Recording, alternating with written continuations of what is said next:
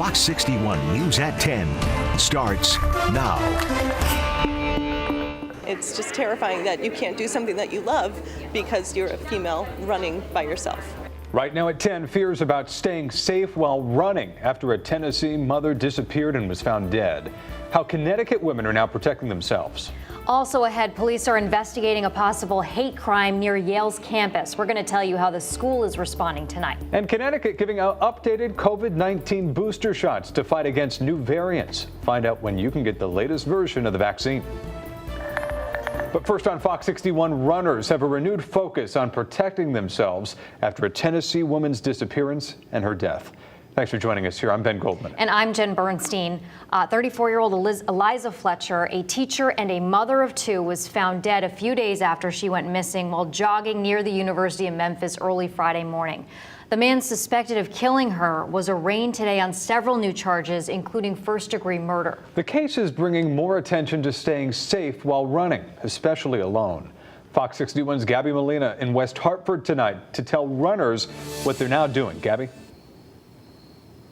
Ben, Jen, this incident really hits close to home for runners, especially the people here at Fleet Feet. They say the victim was a member of Fleet Feet Memphis, and her death is now serving as a reminder of how important it is to have safety measures in place.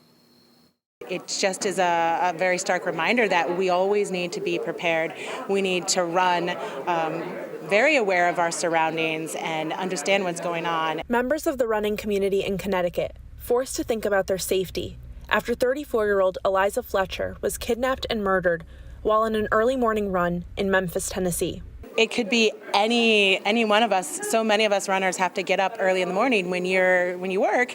You've got to be at work by 7 o'clock. You got to be out by 5 a.m. to get your run in. Female runners saying it's difficult to find someone who hasn't felt fearful while out alone. Someone who just kind of maybe turned around once you passed them. A car that came at you and maybe passed by you slowly and then turned around and came up behind you and you started sprinting just in case. Runners say there's safety in numbers, and running with a buddy or a group is one of the most important precautions they can take. And I keep my phone with me. I usually either run with a group or with at least one other person. And if I don't, I run in my neighborhood, which I know a lot of people. If you are running alone, making sure to carry protection. Carry some type of a protective device. My favorite is like a panic button alarm. Pepper spray. And then also I've taken self-defense classes. And always being aware of your surroundings. I like to say run alert, and that's with your eyes and your ears open. You want to be able to hear what's going on, and you always want to be looking around. Fleet Feet says attacks on runners are rare, but they can still happen. And that's why it's important to be aware of the steps runners can take to keep themselves and each other safe. But it's something they say they wish wasn't necessary at all. It's just terrifying that you can't do something that you love because you're a female running by yourself. Another precaution, always let someone know where you're going and how long you plan to be gone for.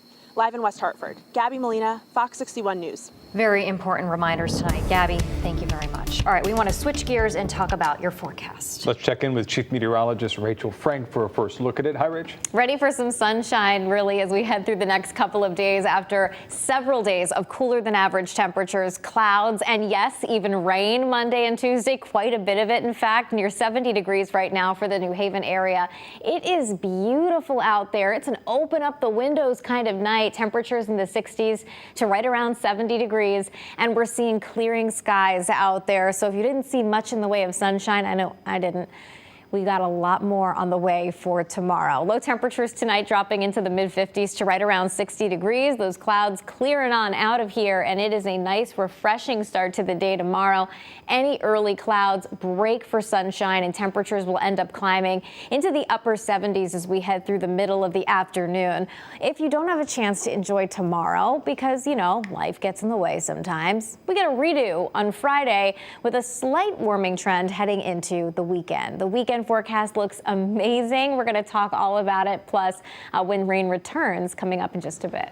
Rachel, thank you. New at 10 tonight, New Haven and Yale University police are investigating a possible hate crime after a Latino man was attacked downtown. Yale's police chief says it happened early Saturday morning on York Street, just about a block away from the Broadway Triangle. The man was seriously injured after a group of young men attacked him while shouting racial slurs. He underwent surgery earlier today. The victim and the suspected attackers are not believed to be members of the Yale community.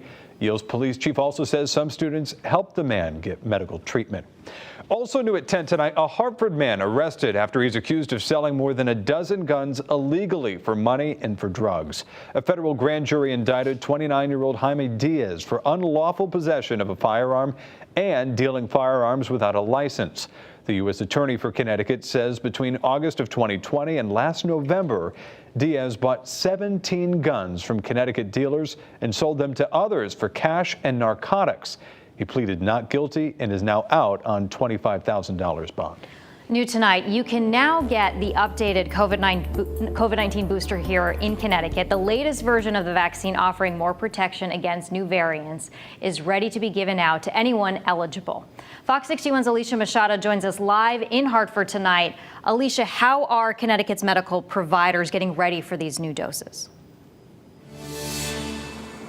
Good evening. Well, several major providers I reached out to today say that they're ready to schedule appointments for patients to get the new updated booster for the COVID-19 vaccine, including Hartford Healthcare.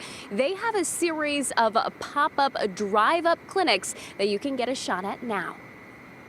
Connecticut providers giving patients a new boost. The updated COVID-19 boosters, also called bivalent boosters, are ready for arms and tailored to better protect against the Omicron subvariants, BA4 and BA5.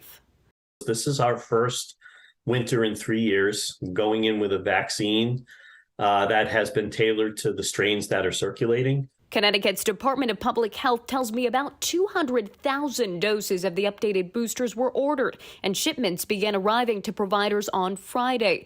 Patients 12 and older can roll up their sleeves for Pfizer's new booster and 18 and older for Moderna's, as long as it's been 2 months since your last booster or since completing the primary vaccine series. There's no restriction as far as sticking with one brand or another. You can mix and match. It's really a personal preference at this point. I think the evidence is pretty equal between the two of them. Hartford Healthcare is offering clinics open to the general public this week and says they'll have more availability starting next week. Pharmacy chains CVS and Walgreens are also offering the boosters. The pharmacies recommend scheduling an appointment and getting a flu shot at the same time as your booster. We are approaching the beginning of flu season, and it's very important that patients not only protect themselves, but their families and their communities by getting vaccinated before we start to see flu virus activity. UConn Health began offering both updated boosters Wednesday and will offer scheduled appointments weekdays through vaccine clinics at their outpatient pavilion in Farmington. Community Health Center is also administering both boosters to existing patients and the public. CHC says they received nearly 6,000 doses in their first shipment. The updated booster is available by appointment at health centers and without an appointment at pop-up clinics. Now, DPH tells me the additional doses are being ordered on a weekly basis. We have a list of links to schedule appointments for major providers on our website, fox61.com. You can also download the Fox 61 News app. We're live in Hartford. Alicia Machado, Fox 61 News. Alicia, thank you. In a Fox 61 exclusive, we're now hearing from the family of a woman in New Haven who's in critical condition after being a hit and run crash by a dirt bike while she was walking. Witnesses say that Sue-Ann Lamazan, who's 35, waited for the traffic light to turn red before entering the crosswalk at State and Gray Streets around 5 o'clock last Wednesday afternoon. That's when police say that this dirt bike rider popped a wheelie, ran her over before driving away with 2 other dirt bike riders. She's in the hospital. She's got a head bleed.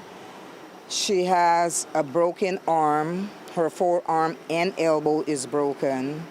She's got a breathing tube in. Now, police say they've received valuable tips after posting the biker's pictures on social media. Anyone caught driving a dirt bike or an ATV in New Haven faces at least a $1,000 fine. A Meriden man will spend 16 years in prison after he was convicted of stabbing another man to death more than a year and a half ago. 24-year-old Christopher Carlson was found guilty of first-degree manslaughter.